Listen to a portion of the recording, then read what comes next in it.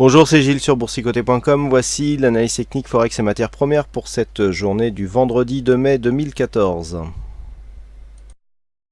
Nous commençons cette analyse par l'euro-dollar, donc qui commence à confirmer son orientation plutôt haussière, puisque même si la journée, la séance du jour a été émaillée par quelques mouvements un peu volatiles, dus à des chiffres de l'emploi mi-figue, mi-raisin, on va dire, eh bien, on reste quand même au-dessus de cette moyenne mobile 20 exponentielle, hormis cette phase ici de volatilité, et on confirme un biais plutôt haussier sur l'euro-dollar. Donc, d'un point de vue, on ne change rien sur la tendance. L'objectif devient maintenant clairement ici la zone des 1,3905.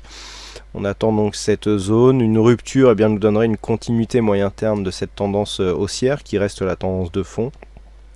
Pour venir invalider ce mouvement et repasser sur un mouvement baissier, il faudrait dans un premier temps casser cette zone des 1,3770, puis le retracement des 61,8% de Fibonacci à 1,3762. Donc pour l'instant on s'en éloigne, on se rapproche plutôt ici de cette zone des 1,3905.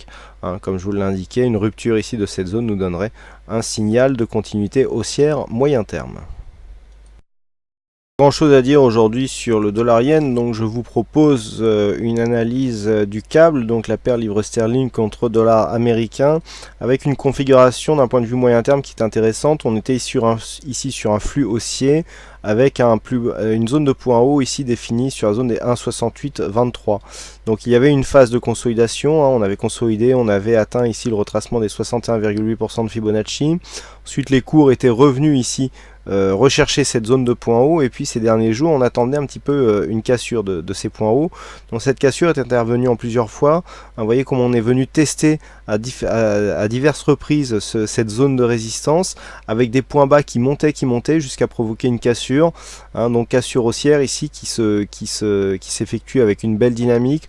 On vient définir une nouvelle zone de point haut, on revient ici sur la moyenne mobile 20 exponentielle. Malgré cette attaque ici qui est due aux chiffres américains de l'emploi qui ont provoqué des phases de volatilité pour finalement pas grand chose, puisque les cours sont revenus de là où ils étaient. On revient ici donc sur cette moyenne mobile 20 exponentielle, qui plus est quasiment sur une zone de point haut ici à 1,6860. Donc on est vraiment ici dans un redémarrage de la tendance haussière qui s'exprime par cette sortie ici qui se fait par cette bougie puissante et relativement volatile. Le fait d'avoir un retour ici sur l'ancienne résistance des 1,6823, maintenant définie comme une zone de point bas, vient dans le sens d'une confirmation de cette reprise de dynamique haussière. Donc le câble qui repasse en tendance haussière d'un point de vue court terme au sein d'une tendance qui reste haussière d'un point de vue moyen terme.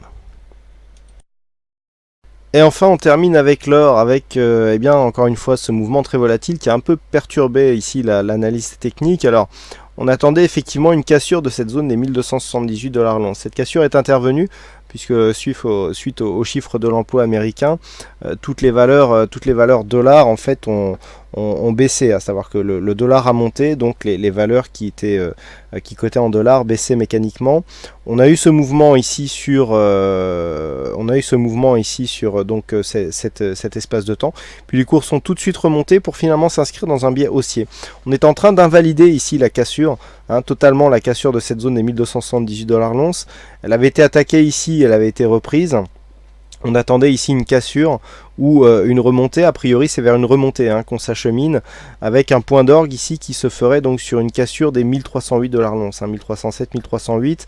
Du point de vue du contexte, on est en train de... Alors, vous me direz que je fais une fixation peut-être sur les doubles bottoms, mais vous voyez on avait ici une suspicion de double bottom d'un point de vue moyen terme avec cette zone de point bas. Bon, le fait que l'on revienne ici, on ne pourra pas valider de triple bottom puisqu'on n'a pas ici une ligne de coup qui s'est définie sur la même zone par rapport à ces deux points.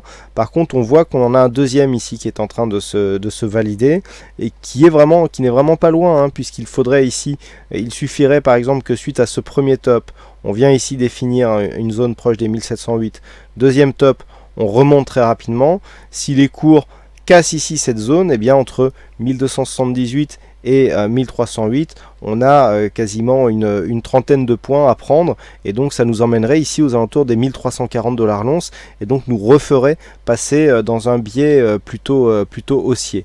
Donc là, le fait d'avoir eu cette zone ici qui a bien résisté a permis une impulsion ici. Bon, il y a d'autres raisons hein, qui provoquent cette hausse de l'or, mais en tout cas provoque d'un point de vue technique ici une phase de hausse qui serait apte à nous faire casser ici cette zone des 1308 et donc nous envoyer des signaux positifs.